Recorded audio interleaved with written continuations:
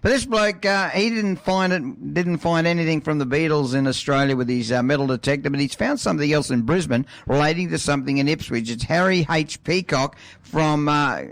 HistoryOutThere.com. Thank you. Aren't you glad I'm here? Thank you, Jeez. technical advisor with the on and off button. Yeah, g'day, Harry. G'day, Danny. How you going? Good, mate. 8:14. We're live in the bowels of Ipswich. Tell us, you went metal detecting in Brisbane and found something relating to Ipswich. It's all yours, Harry. Yeah, that's right. Look, you might remember a while ago when I told you about going metal detecting at Base and Pocket. I found an RWF cap badge from World War II. Well, that was a 1,000,000 to 1 shot, Right. identifying who lost it. And I think I've done it again. Why? Because... And thing is, what I found, like you say, wasn't even in Ipswich, but it's about Ipswich history. Right. Now, I was invited to metal detect around an old Methodist church in East Brisbane, Right. and I found a Rising Sun collar badge made from sterling silver. Wow. Now, it's from the Australian Army, and being sterling silver meant it belonged to a nurse. Now, it could have been a First or Second World War nurse, but datable things that I found with it, like old coins, meant that it had to be from the Second World War. Now, Danny, there were almost 1 million Australians who served in the Second World War. 577 of them had a connection to this part of East Brisbane where the church was. Wow. But only 3 of them were nurses. And Danny, just one of those nurses was a Methodist. And she lived right around the corner, and her grandfather was actually a minister at that church.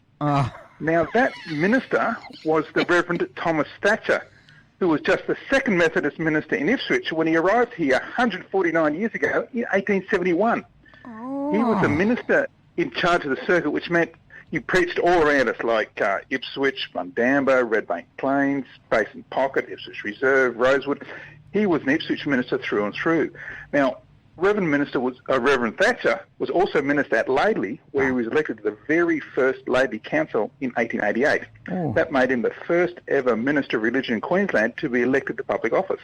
His son was Thomas Thatcher Jr., who was at one time the private secretary to the Governor of Queensland, Sir Hamilton Gould Adams, and the Thatcher Memorial Library at the University of Queensland is named after him. So, Danny, I bet that Ipswich people who go to UQ and use that library don't even know it.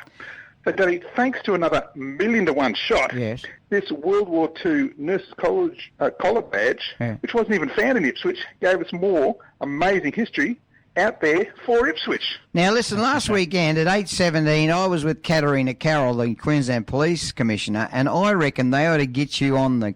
You could be like the mentalist, on cold cases. Because I reckon you are the best, mate. You're the best investigator. Like that, you come up. People talk to me all the time about your segment, how interesting it is, and we really appreciate having you on the program, Harry. You really are good content. You're listening to those other FM stations. Get this bloke on. You don't have to go and look at Twitter. Just get on someone real like this bloke. Good on you, Harry. What's your website? Yeah, it's HistoryOutThere.com. In fact, you'll be able to go there this afternoon and see photos of the collar badge and Reverend Thatcher and all his family there as well. The H on Bremer Radio 817.